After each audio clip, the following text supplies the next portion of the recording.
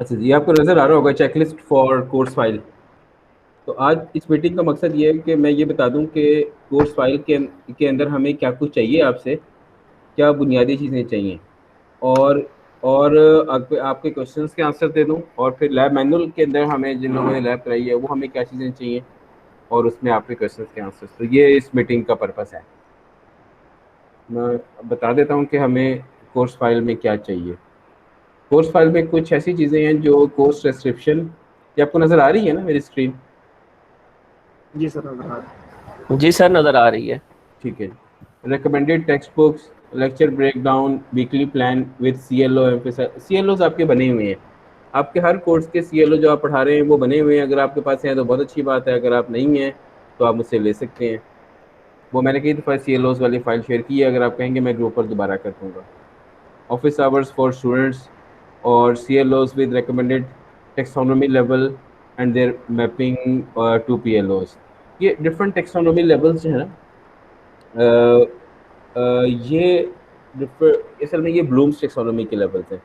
और blooms taxonomy पर मेरी एक वीडियो है जो मेरे चैनल पर है। मैं इस लेक्चर के बाद ब्लूम्स टेक्सोनॉमी के ऊपर वो वीडियो को शेयर कर दूंगा। ब्लूम्स टेक्सोनॉमी इनिशियली तो दो किस्म की थी, एक कॉग्निटिव डोमेन और एक अफेक्टिव डोमेन। लेकिन जो इस वक्त ब्लूम्स टेक्सोनॉमी फॉलो होती है उसमें एक तीसरी डोमेन भी है जिसका नाम साइकोमोटर डोमेन है। तो हमारे जो थेरी के सब्जेक्ट्स हैं वो कॉग्निटिव डोमेन को बिलोंग करते हैं, जो प्रैक्टिकल जिसमें हैंड्स ऑन है वो साइकोमोटर डोमेन को बिलोंग करते हैं, और जो कैरेक्टर से रिलेटेड या एटीट्यूड से रिलेटेड हैं वो बिलोंग करते हैं अफेक्टिव डोमेन को। इसके ऊपर मेरी एक पूरी प्रेजेंटेशन है और वो मेरे यूट्यूब चैनल के ऊपर अवेलेबल भी है।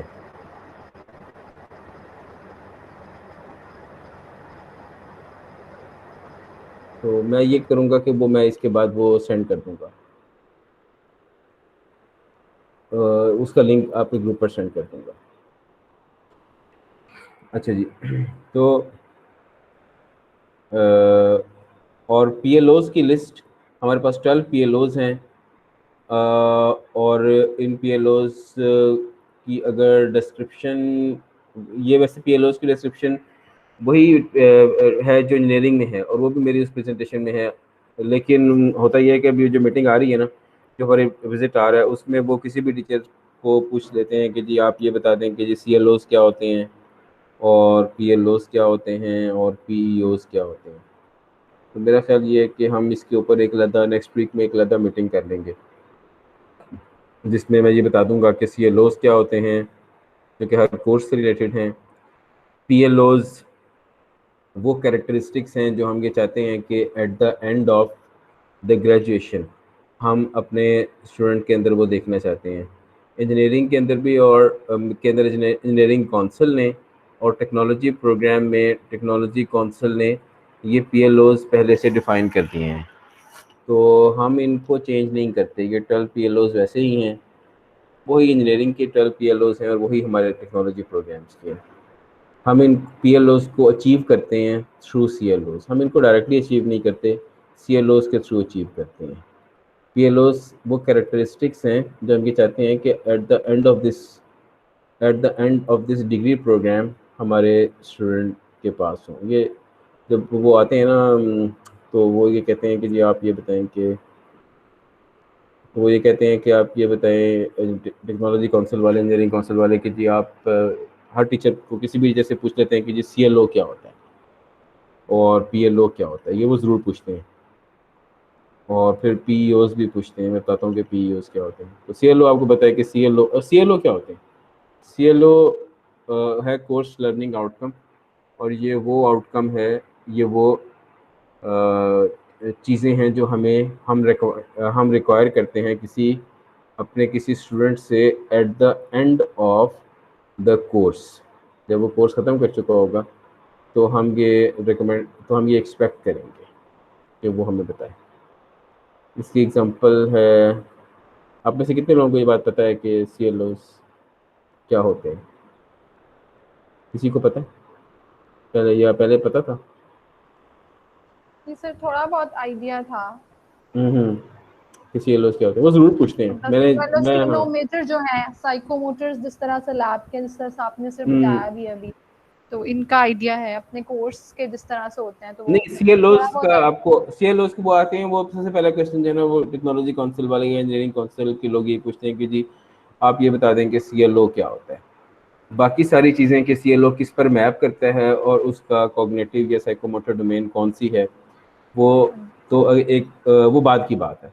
पहले वो ये पूछते हैं कि जी आप हमें ये बता दें कि CLO क्या होता है। मैं असल में एक लिस्ट ढूंढने की कोशिश कर रहा हूँ जिसमें मुझे ये पता लग जाए कि जिसमें मैं ये दिखा सकूँ कि CLOs क्या होते हैं। यहाँ मेरे पास है लिस्ट, मुझे 1 मिनट दें, मैं इसमें करिकुलम में जाकर रिवीजन 2016 के CLOs, ये मुझे लिस्ट मिल गई।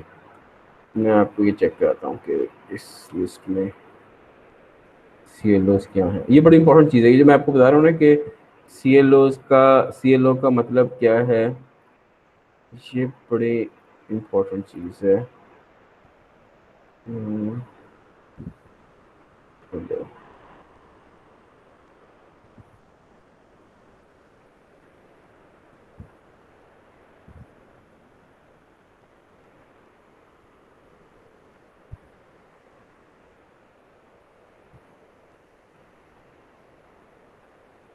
अच्छा जी, ये रिवीजन 2016 CLOs, ये आपको मेरी स्क्रीन पर नज़र आ रहा होगा।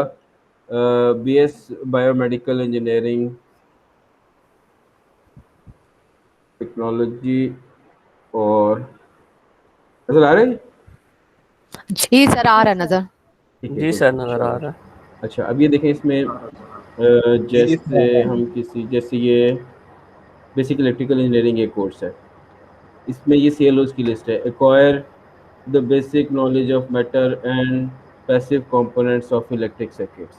असल में हम CLOs में ये बताते हैं कि at the end of the course, CLO का मतलब क्या है, what would your student be able to do after he or she has passed the course। क्या करता होगा, उसके पास नॉलेज होगा जिसको वो डेमोन्स्ट्रेट कर सकता होगा।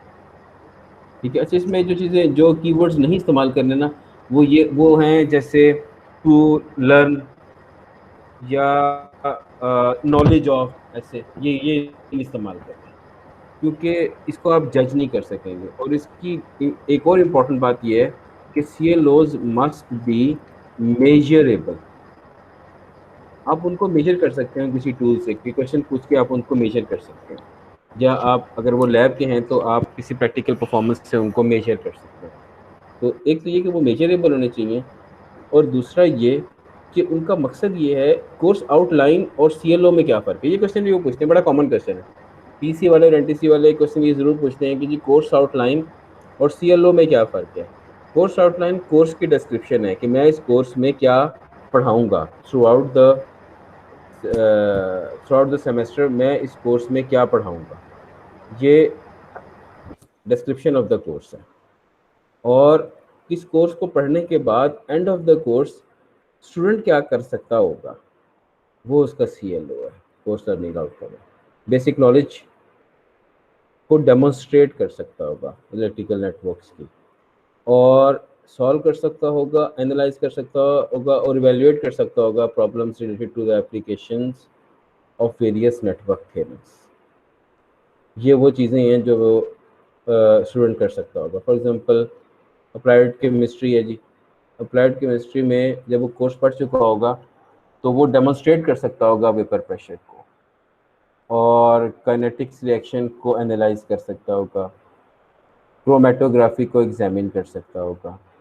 बेसिक मैथमेटिक्स जब पढ़ चुका होगा वो एरियाज ऑफ मैथमेटिक्स को डिफाइन कर सकता होगा, और आर्टिकुलेट कर सकता होगा differences between inductive and inductive reasoning.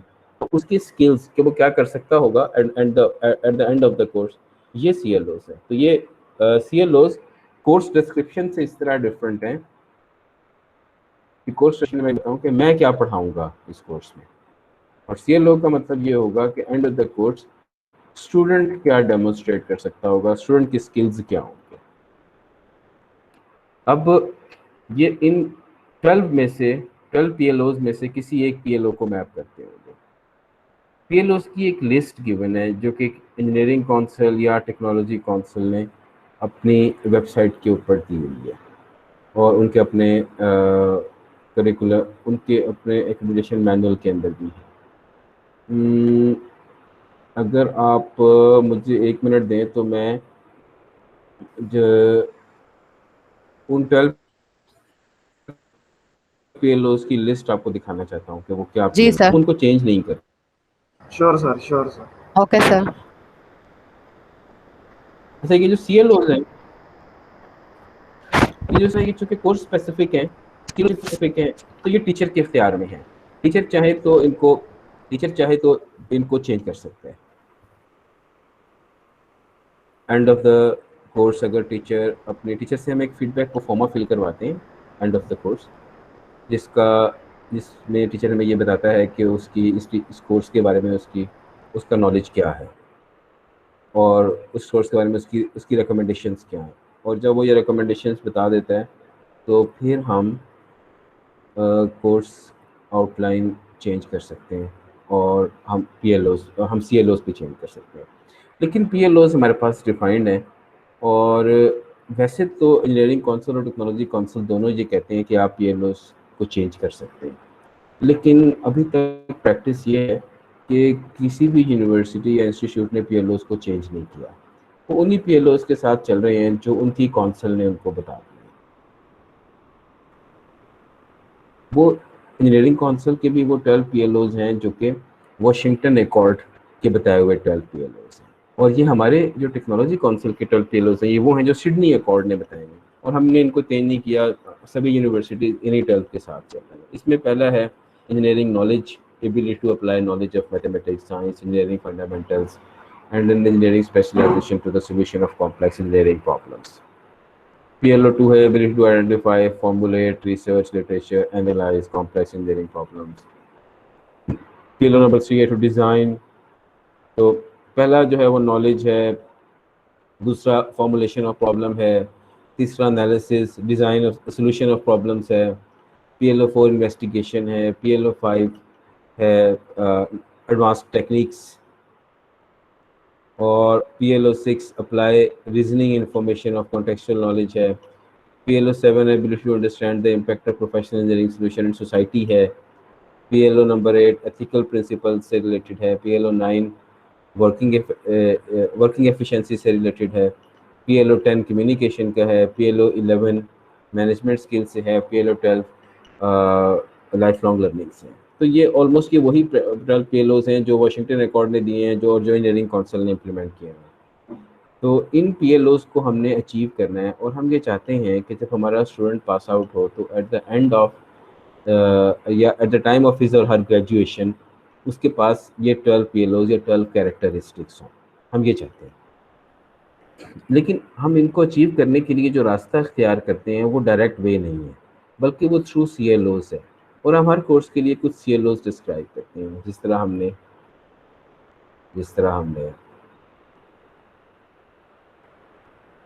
अभी देखा सर्किट एनालिसिस के कोर्स पर। सर्किट एनालिसिस कोर्स में जो नॉलेज वाला CLO था वो उस PLO1 को मैप करता था। मैं उसके लिए दोबारा शेयर कर देता हूँ।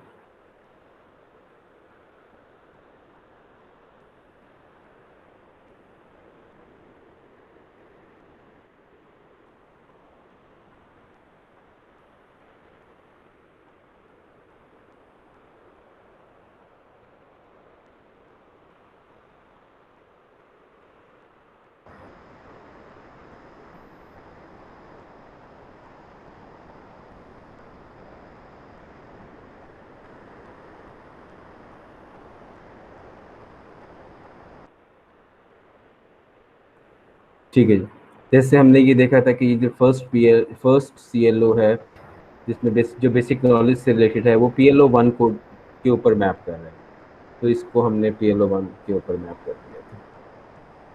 ये PLO1 पर मैप कर रहा है, और ये सेकंड वाला भी PLO1 पे कर रहा है। जो एनालिसिस से रिलेटेड है वो PLO नंबर 2 के ऊपर मैप कर रहा है। तो ये डिफरेंट PLOs के different different CLOs different PLOs के ऊपर मैप करते हैं। तो हम PLOs को अचीव करते हैं। शिराज बाबर, आप अपना माइक म्यूट रखिए, जब बोलना हो तब ऑन कीजिएगा। तो मैं ये बताना चाह रहा था कि हमने ये देखा कि इन 12 आपको स्क्रीन नजर आ रही है ना, बेसिक इलेक्ट्रिकल इंजीनियरिंग यहाँ लिखा हुआ है। जी सर आ रही है। Yes. ठीक है, अच्छा जी। और उसमें जो फोर्थ PLO है, तो फोर्थ CLO है, और उसके बाद ये 6 लिखा हुआ है, 5 होना चाहिए इसको। ये फोर्थ भी CLO कॉग्निटिव डोमेन का है, यानी ये थियरी से रिलेटेड है। और जो फिफ्थ CLO है, ये साइकोमोटर डोमेन का है। जो साइकोमोटर डोमेन के CLOs हैं, वो लैब से रिलेटेड है, कि हम लैब में क्या करना चाहते हैं। इसमें हम लोग इंजीनियरिंग के अंदर, इलेक्ट्रिकल इंजीनियरिंग में हम कुछ अफेक्टिव डोमेन के CLOs भी डाल देते हैं, जिसमें हम ये कहते हैं कि बच्चा वेल प्रिपेयर्ड हो, वो उसका एटीट्यूड ठीक हो, वो काम करने में इंटरेस्टेड होता हो के साथ, वो लेट ना आता हो, एट्सेट्रा। वो ऑप्शनल है, लेकिन आमतौर पे 1 या 2 CLO भी हम इसमें बता देते हैं। अच्छा, दूसरा फिर है टेक्सोनोमी लेवल्स। जिस तरह से हमने ये देखा कि PLOs की लिस्ट है, बिल्कुल इसी तरह से ये टेक्सोनोमी लेवल्स की भी एक लिस्ट है। कि 3 किस्म के टेक्सोनोमी लेवल्स हैं। और ये भी एक प्रेजेंटेशन मैंने दी थी, वो मैं आपको, जो प्रेजेंटेशन है उसकी कॉपी, वो मैं प्रेजेंटेशन के मेरे पास वीडियो है जो कि मेरे यूट्यूब चैनल पर है, वो मैं आपको शेयर करूँगा। उसमें टेक्सोनोमी लेवल्स के भी, डिफरेंट टेक्सोनोमी लेवल्स के भी, डिफरेंट टेक्सोनोमी लेवल्स की एक्सप्लेनेशन है। कॉग्निटिव के कॉग्निटिव डोमेन, जो ब्लूम्स टेक्सोनोमी में कॉग्निटिव डोमेन है, वो थ्योरी से रिलेटेड डोमेन, प्रैक्टिकल से रिलेटेड है, और अफेक्टिव डोमेन कैरेक्टर या एटीट्यूड से रिलेटेड है, जिसमें सीरियसनेस एटसेट्रा, ये चीज़ें हैं। मेरे पास एक प्रेजेंटेशन है जो मैंने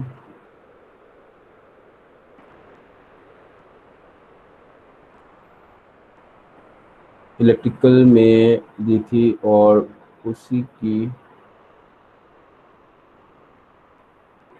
हाँ यही वो प्रेजेंटेशन है।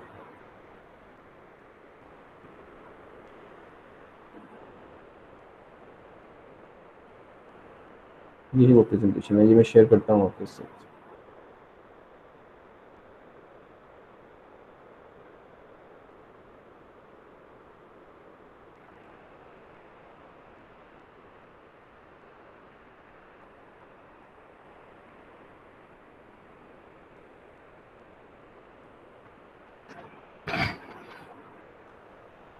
ये मैंने लास्ट ईयर प्रेजेंटेशन दी थी, और ये हमारे पास इसकी वीडियो अवेलेबल है, मैं इसका लिंक भी आपको शेयर कर दूँगा। इसमें मैंने ये बताया था कि आउटकम बेस्ड एजुकेशन के स्टेप्स क्या हैं, आउटकम बेस्ड लर्निंग की मेजर चीज़ें क्या हैं।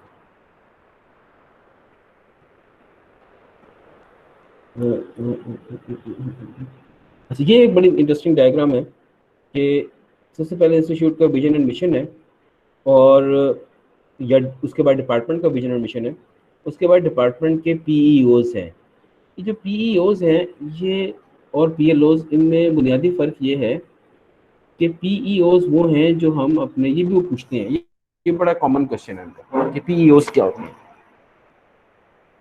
PEOs हैं education objectives, program education objectives. ये वो ऑब्जेक्टिव्स हैं जो हम, ये वो कैरेक्टरिस्टिक्स होंगे जो हम स्टूडेंट में आफ्टर 5 ईयर्स देखना चाहते होंगे, 3 to 5 ईयर्स के बाद देखना चाहते हैं। इसमें 3 to 5 ईयर्स का वर्ड बहुत इंपॉर्टेंट है। ये वो कैरेक्टरिस्टिक्स नहीं हैं जो हम अपने स्टूडेंट में, इसमें चार्जिंग पर लगा दूंगे, बैटरी लो हो गई है। सर ये क्वेश्चन उन्होंने लास्ट ईयर मुझसे पूछा था। क्या क्या सर ये पूछा था? PEOs का सर उन्होंने पूछा था कि हाँ, मैक्सिमम स्टूडेंट कितने इयर्स तक ना अचीव करता है सर। ये होल्ड कीजिएगा। तो सर मैंने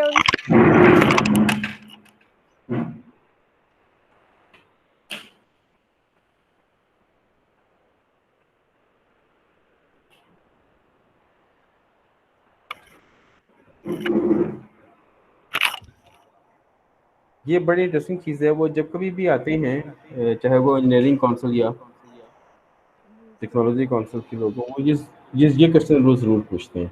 सर मैंने उनसे कहा था 2 to 3 years, कहते हैं बहुत जल्दी नहीं है। असल में ये 3 to 5 years है। जी सर, मैंने पीईओस 2 to 3 years बोला हाँ, था। पीईओस की हमारे पास पीईओस की भी एक लिस्ट है, जो हमने हमारे डिपार्टमेंट के पीईओस हैं, हमारे प्रोग्राम के पीईओस हैं। असल में प्रोग्राम के पीईओस हैं, होते हैं प्रोग्राम के पीईओस होते हैं। जी सर, उस टाइम से मुझे इतना आइडिया नहीं था, पीएलओ और सीएलओस का ही हमने सुना था। मुझे तो सर पीएओ का मैंने ऐसे ही तुक्का लगाया था, प्रोग्राम हाँ, एजुकेशन ये जो ऑथोरिटी का। प्रेजेंटेशन है ये मेरे उस पर अपना मेरे यूट्यूब चैनल पर अवेलेबल है। जी सर, लास्ट ईयर जब विजिट हुआ था ना तब हाँ, सर उससे काफी पहले मैं क्वेश्चंस किए थे। उसके बाद शायद ये प्रेजेंटेशन उसके बाद हुई थी। ये उसके प्रेजेंटेशन बाद लास्ट किए ईयर थे। हुई थी। ये लास्ट ईयर जी सर। लास्ट ईयर थी। जैसे हमने अपने जो बायोमेडिकल इंजीनियरिंग के पीईओज हैं वो ये हैं। मैं इसको स्टॉप करके ना ये शेयर करता हूँ स्क्रीन।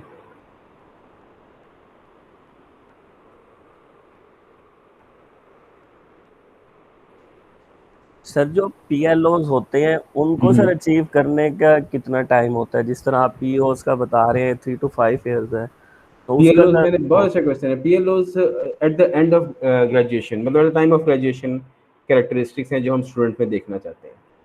बहुत अच्छा क्वेश्चन है, बहुत अच्छा क्वेश्चन है। इसमें टाइम इंपॉर्टेंट है।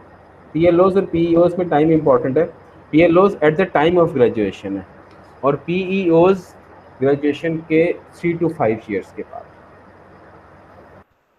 अच्छा, ग्रेजुएशन होने के भी आफ्टर सर जब वो फील्ड में चले जाएंगे तब उसके भी नहीं, एट 3 द से टाइम, हाँ, उसके 3 से 5 साल बाद हम पीईओज को में देखना चाहेंगे उनमें। ओके और ओके, पीएलओज को हम उस टाइम देखना चाहेंगे जब वो ग्रेजुएट हो रहे होंगे। ठीक है देखिए, जैसे हमने हमारे पीईओज क्या हैं, टू अप्लाई बायोमेडिकल इंजीनियरिंग,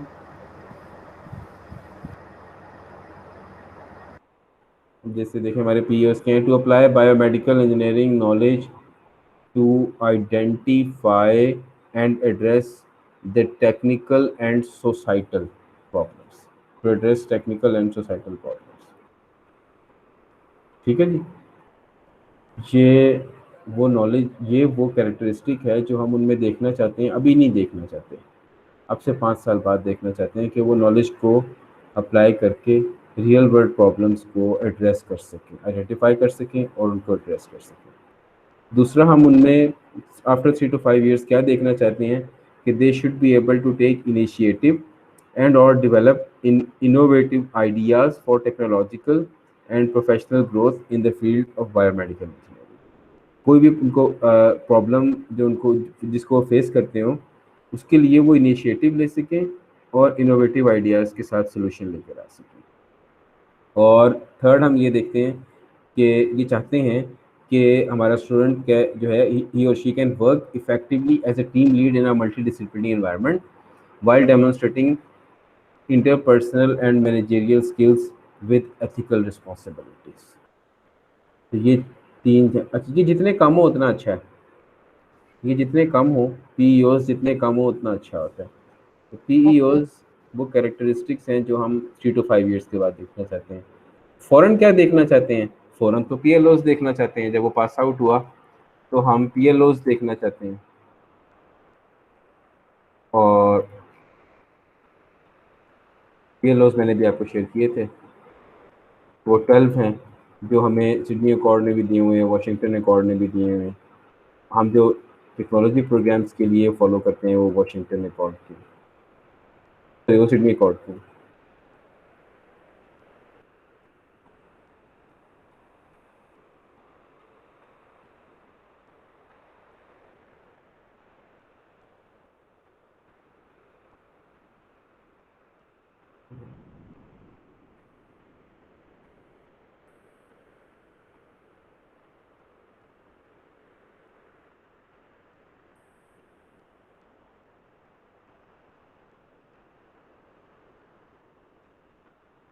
ये जो मेरे किसमें है, नेक्स्ट 25 में।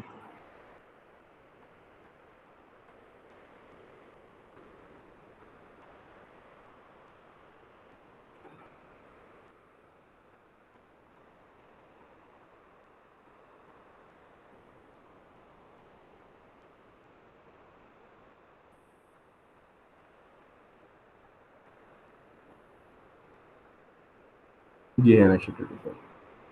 ये 12 PLOs जो हमें गिवन है, हम इनको अचीव करना चाहते हैं कब, हम इनको कब देखना चाहते हैं स्टूडेंट में, जब स्टूडेंट ग्रेजुएट हो रहा हो, ठीक है। और हम इनको अचीव करते हैं थ्रू CLOs, जो कि हम हर कोर्स के लिए डिफाइन करते हैं, और हर कोर्स का हर CLO किसी न किसी PLO पर मैप कर रहा होता है। अच्छा जी, तो ये प्रेजेंटेशन है, मैं अभी प्रेजेंटेशन दोबारा शेयर कर देता हूँ।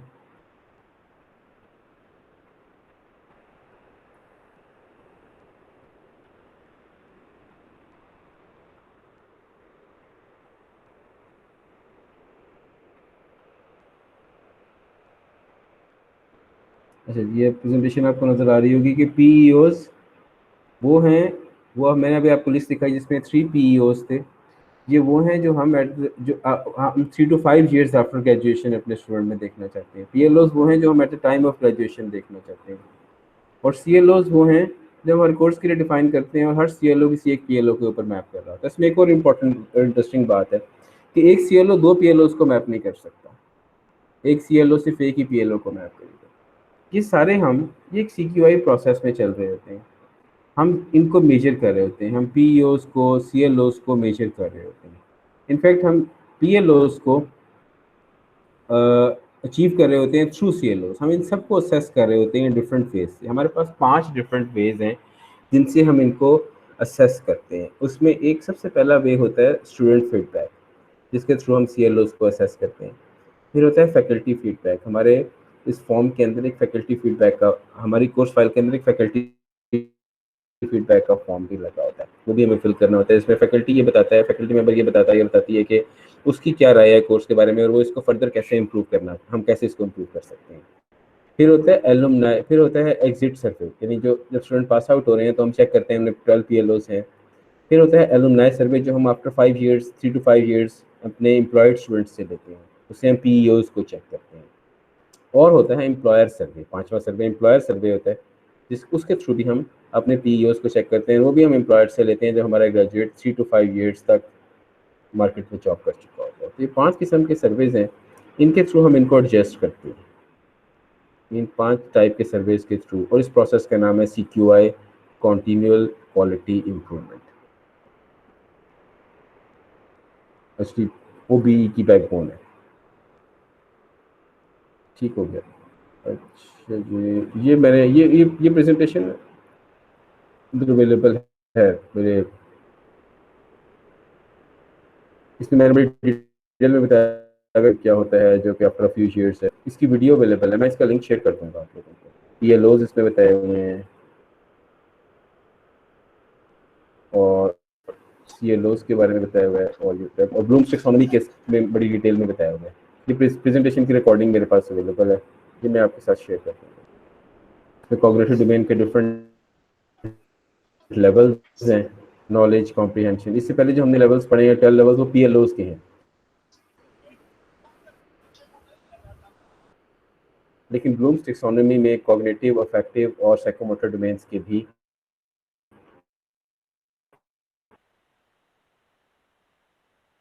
लेवल्स हैं। हमें ये भी, और मैंने एग्जाम्पल क्वेश्चन पेपर भी इसमें, और उसके CLOs डिस्कस किए हुए हैं, और वो किन PLOs के ऊपर मैप करते हैं, और मैंने क्यों उनको कॉग्निटिव के ऊपर मैप किया, C4 के ऊपर। तो मैंने C4 के ऊपर ही क्यों किया, यानी C4 का मतलब है कि मैंने कॉग्निटिव डोमेन में एनालिसिस के ऊपर ही इनको क्यों किया, ये भी मैंने उस प्रेजेंटेशन में बताया हुआ है। इसकी रिकॉर्डिंग मैं आपके साथ शेयर करूँगा। ऑनलाइन एजुकेशन में हमें क्या क्या प्रॉब्लम्स हैं, ये कुछ ये प्रेजेंटेशन थी। मैं आपके साथ इसकी प्रेजेंटेशन की वीडियो शेयर करूँगा, जो कि मेरे चैनल पर अवेलेबल है। अच्छा, अब हम लास्टली वहीं आ जाते हैं जहाँ से हमने स्टार्ट किया था, कि ये मीटिंग असल में थी कि मैं ये बता दूं कि कोर्स फाइल में हमने क्या कुछ लगाना है, और हम थोड़ा सा डी ट्रैक हो गए, लेकिन हमने कुछ ठीक अच्छी ऐसी चीज़ें पढ़ ली जिनकी हमें ज़रूरत है, जो हमसे पूछी जाने वाली हैं एक्सपेक्टेडली।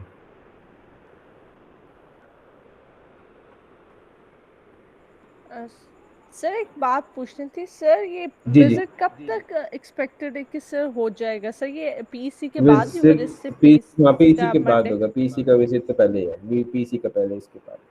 जैसे हमारे पास फिलहाल जो हमारे पास डेट है उनकी तरफ से वो जून का एंड है, जून का लास्ट वीक है, अच्छा जून का लास्ट वीक है। लेकिन हमें नहीं पता कि वो कितना आगे चला जाएगा, जा सकता है या नहीं, या इसी पर हो जाएगा। ठीक है सर। अच्छा, तो एक ये सारी चीज़ें, course subscription, recommended text book, lecture breakdown etcetera, ये ऑफिस आवर्स फॉर स्टूडेंट्स और CLOs with taxonomy levels, assessment tool, their weightage, grading policy, schedule of test, quiz, mid, और ये सारी चीज़ें जो अप टू 7 है ना, 1 to 7, ये सारी चीज़ें तो एक फाइल में हमने अवेलेबल कर दी हुई हैं। वो वर्ड की एक फाइल है जिसमें ये सारी चीज़ें आपने बतानी है। वो देखी हुई है आपने वर्ड की फाइल सैंपल, या मैं जी शेयर करके सर। दोबारा बता दूँ? जी सर। जी सर, वो तो मैंने सबसे भेजा भी पास था है। इन सबको। हाँ, वो आपने सबको, रबिया ने सबको भेजी हुई है। तो उस वर्ड की फाइल में आपने बस इन चीज़ों को फिल कर देना है, आपने तो कुछ भी नहीं करना। तो 3-4 जो है ना, 3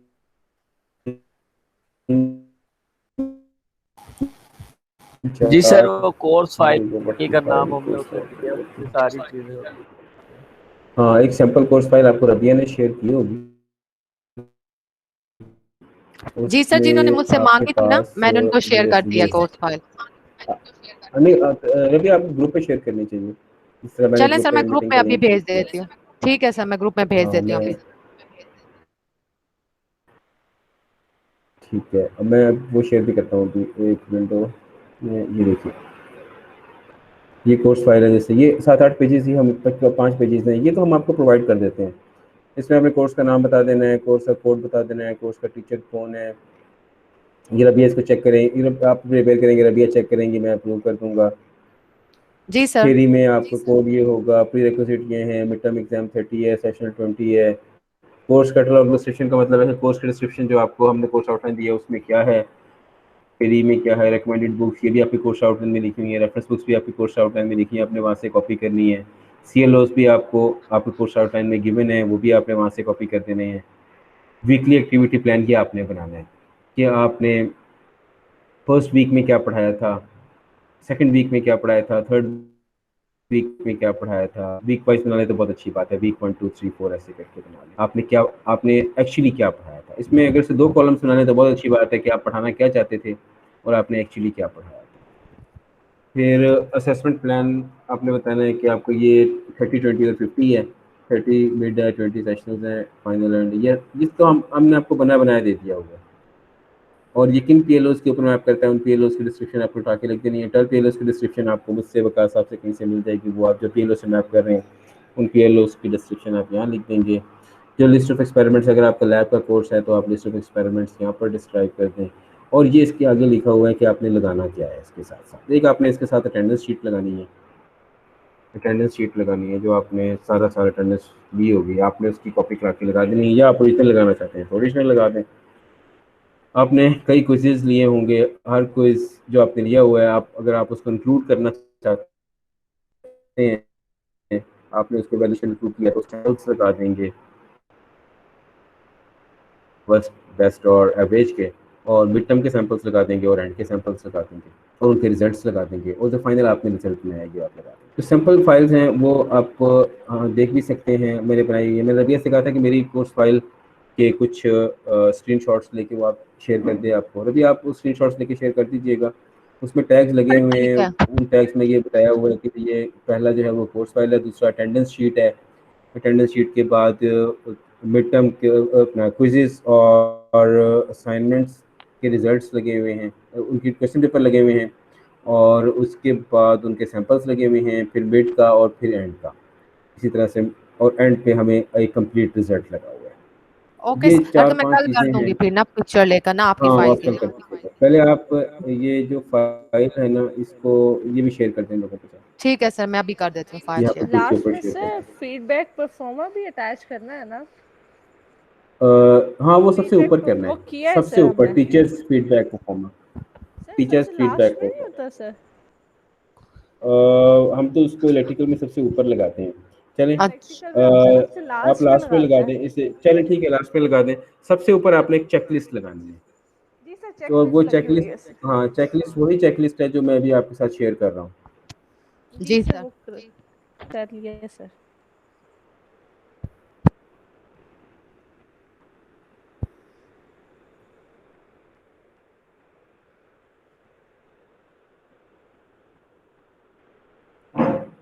अच्छा जी, ये चेकलिस्ट ऊपर लगानी है। चेकलिस्ट आपको बताने के लिए है कि आपने क्या किया है जी सर वो तो टिक कर देते हैं ना कि अटैच्ड है। कि ये टेस्ट है। यहाँ पर आप टिक कर देते हैं कि ये टेस्ट जी कर दिया सर। है। अच्छा, assessment tools and their weighted grading policy, ये आप फाइल में बता देंगे। Schedule of quizzes, mid term, final exams, ये भी आप स्केड्यूल में बता देते हैं, उसमें मेन फाइल में बता देते हैं। अच्छा जी, अटेंडेंस का आप अटेंडेंस की कॉपी लगा देते हैं। मेकअप क्लास अगर आपकी कोई है तो, sample of best worst and average quizzes, ये भी आप उसमें लगा देते हैं। Break down of laboratory experiments, ये भी लगा देते हैं।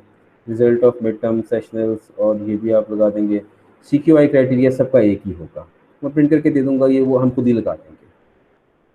इंस्ट्रक्टर कोर्स फीडबैक फॉर्म, ये आपका फॉर्म है, ठीक है जी। 14 नंबर पे आप इसको एंड पे लगा दें। Recommendation suggested related to the course for next session, ये अलग से लगाने की जरूरत नहीं है, ये इस फीडबैक कोड फॉर्म का पार्ट ही है। 15 जो है वो 14 का पार्ट है। जो टीचर का फीडबैक प्रो फॉर्मा है जी वो सर। आप लोगों ने देखा हुआ है।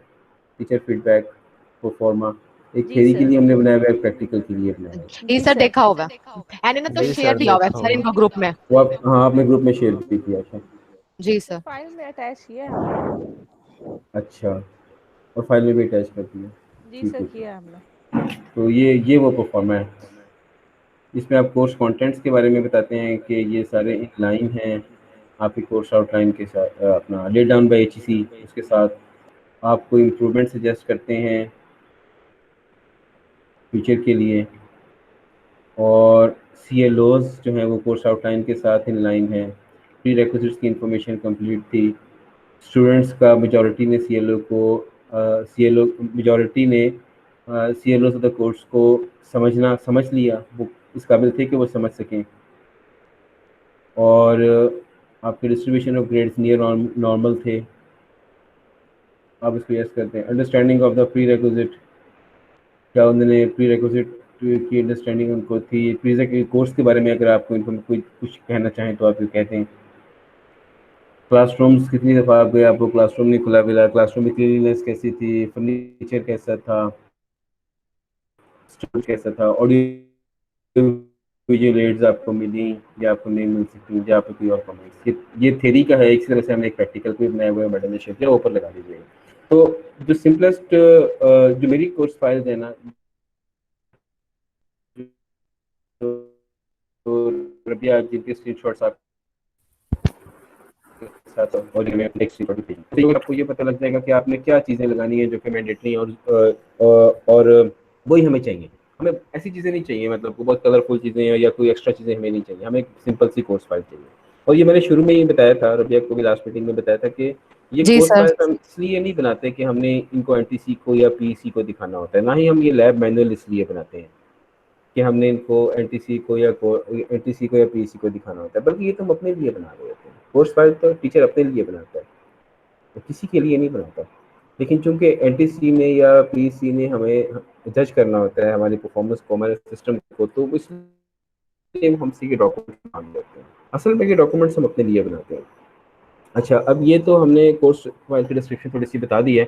अगर कोई क्वेश्चन है तो आप पूछ लें, फिर हम थोड़ा सा बस 5 मिनट में और लूँगा, फिर मैं लैब मैनुअल के बारे में बता दूँगा इसमें हमें क्या चाहिए। कोर्स फाइल से रिलेटेड कोई क्वेश्चन है तो पूछ लें। हमारे पास नहीं सर कोई क्वेश्चन लोग नहीं है। नहीं बहुत सर, क्लियर कम है। हैं, 7 लोग हैं हम सारे मुझ समेत। अच्छा, और क्लियर है सर, क्लियर है। ठीक है। अच्छा, लैब मैनुअल जो है ना, वो उसका क्या मकसद होता है। लैब मैनुअल में पहला पेज, टाइटल पेज के बाद जो पहला पेज होता है वो लिस्ट ऑफ एक्सपेरिमेंट्स होता है। वही लिस्ट ऑफ एक्सपेरिमेंट्स है जो आपने अपनी कोर्स फाइल में दी, जी सर। ठीक है। और पहली चीज़ जो लैब मैनुअल में देखते जी सर। है वो ये कि आपने कौन से एक्सपेरिमेंट्स करवाए हैं, उनकी क्या लिस्ट है। उसके बाद हर हर हर एक्सपेरिमेंट की कुछ डिटेल है। जैसे क्या डिटेल है जी कि सबसे पहली चीज़ है कि उसका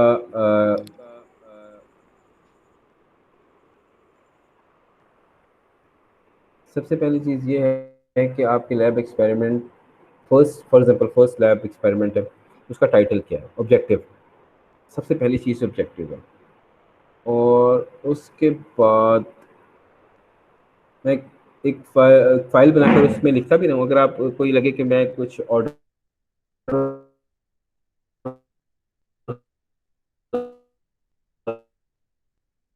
गलत कर रहा हूँ तो आप मुझे बता दीजिएगा।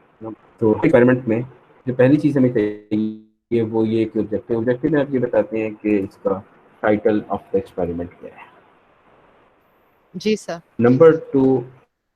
नंबर टू हम ये बताते हैं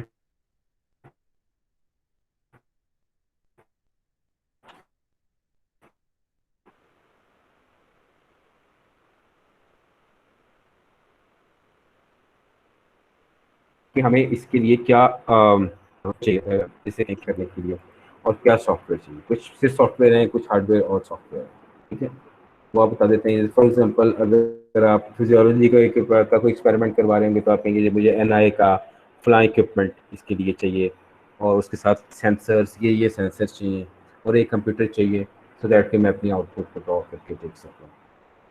जैसे अगर हम पाइथन का एक्सपेरिमेंट कर, जी सेकंड पे सर बोले। मैंने सर एक्सपेरिमेंट नंबर 1 ऑब्जेक्टिव में वो टाइटल लिखते हैं सर। सेकेंडली मैंने रिक्वायर कि रिक्वायर्ड ऑपरेटर्स ना सर वो जी वो हेडिंग ठीक है। इक्विपमेंट ही है ना, इक्विपमेंट। जी सर हाँ वही है ठीक सर। है, रिक्वायर्ड ऑपरेटर्स और इक्विपमेंट जो मर्जी लिखते जी सर। हैं। नंबर थ्री हमने ये बताना होता है कि जब एक्सपेरिमेंट करने के लिए स्टूडेंट आए, अच्छा आमतौर पे ऐसा होता है कि जो एक्सपेरिमेंट मैं नेक्स्ट वीक करवाने वाला हूँ, मैं उसका जो लैब मैनुअल का वो पेज या पेजेस जो उस एक्सपेरिमेंट से रिलेटेड है वो मैं उसको एक वीक पहले ही दे देता हूँ, तो दैट कि वो उनको पढ़ के आए। तो उसमें एक और चीज़ जो इम्पोर्टेंट है वो थ्योरी है, जो जी सर थ्योरी। हाँ वो थ्योरी है जो उसको पढ़नी है। जब वो आ रहा है तो उसको थ्योरी पढ़ी होनी चाहिए, जी सर। ठीक है। तो थर्ड इसमें ऑप्शन आपने थ्योरी। थर्ड में थ्योरी लिखना है, थ्योरी। थर्ड थ्योरी है। अच्छा जी, उसके बाद और वो थ्योरी में हम क्या चाह रहे हैं कि वो क्या लिखे, आप क्या समझते हैं, इसे क्या लिखना चाहिए। उसको सर लिखना चाहिए वो 1 और 2 पैराग्राफ्स। आपने जब बोलना हो तो माइक ऑन कीजिएगा, वरना माइक म्यूट कर दें। 1 or 2 paragraphs related to 1 or 2 paragraphs related to the theory of this of the lab experiment, और इसके अंदर it may contain 1 or 2 diagrams। एक से ज़्यादा डायग्राम्स भी हो सकती हैं, और इसके अंदर कुछ फार्मूलाज भी हो सकते हैं, और बेसिक टेबल्स भी हो सकते हैं, लेकिन वो एक्सपेरिमेंट्स के टेबल्स नहीं होंगे। नॉलेज, उसका जो नॉलेज है उस सब्जेक्ट से रिलेटेड या उस एक्सपेरिमेंट से रिलेटेड नॉलेज उसके टेबल्स हो सकते हैं। नंबर 4 में आप ये बताते हैं कि जब आप ये एक्सपेरिमेंट कर रहे होंगे तो आप क्या प्रोसीजर अडॉप्ट करेंगे। प्रोसीजर का मतलब ये होता है कि आप ये बताएंगे कि what are the steps.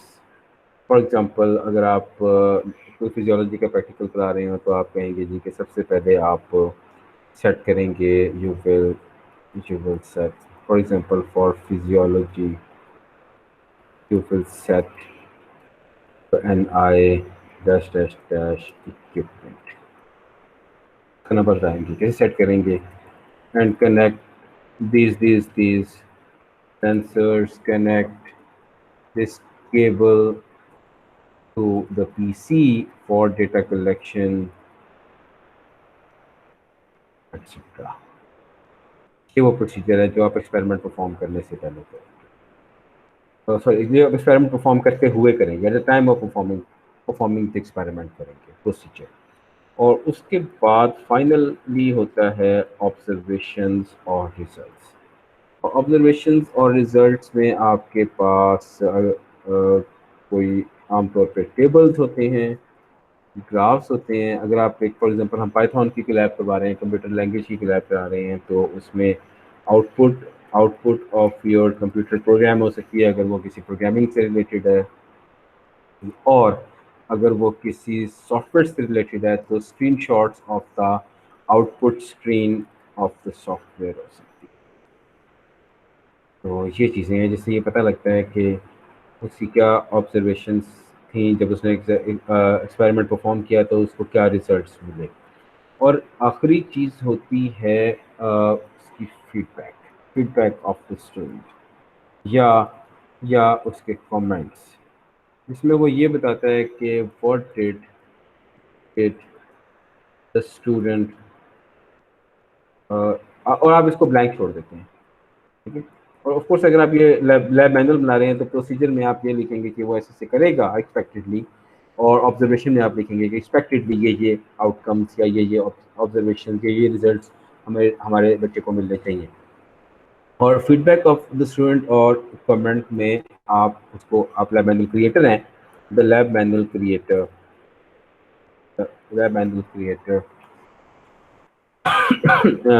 leaves it empty and expects the student to fill it, to provide his or her feedback regarding his or her understanding of the subject of the experiment, about the experiment, and it may include his or her suggestions to improve this experiment in future। ये भी वो आपको बता सकते हैं। ये चीज़ें जो है ना हम लैब मैनुअल,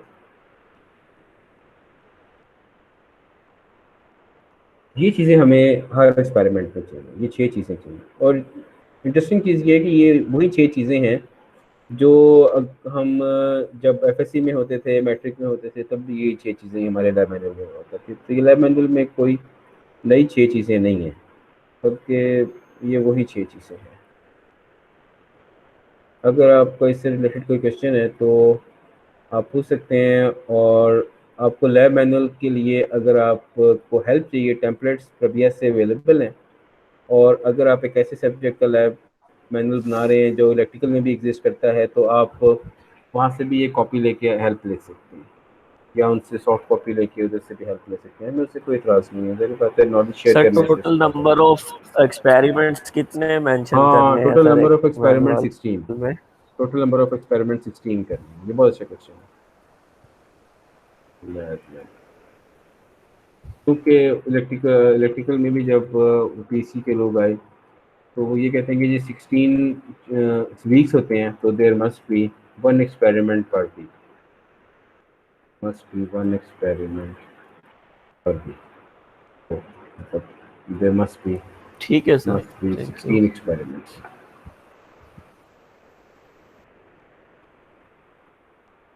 और कोई क्वेश्चन?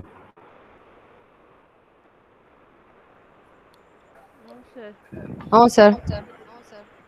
ठीक है, हम कोशिश करेंगे कि आपके क्वेश्चंस और ओबीई के ऊपर हम एक मीटिंग नेक्स्ट वीक में एक दफ़ा और हम एक मीटिंग कर लें, और उसमें मेरी ख्वाहिश होगी कि हम ज़्यादा चीज़ें आपके क्वेश्चंस ले लें और उनको आंसर करते हैं। और मीनवाइल मैं ये करूँगा कि अभी जो कुछ हमने रिकॉर्ड किया है ये रिकॉर्डिंग भी मैं अवेलेबल कर दूँगा अपने यूट्यूब चैनल पर, और आपको ग्रुप पर इसका लिंक शेयर कर दूँगा। और जो लास्ट ईयर मैंने एक ओबीई पर प्रेजेंटेशन दी थी जो कि ऑलरेडी मेरे यूट्यूब चैनल पर है, मैं उसका लिंक भी आपके ग्रुप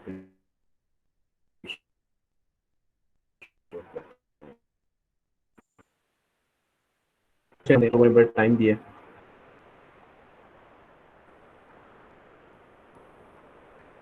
ठीक है जी, थैंक यू।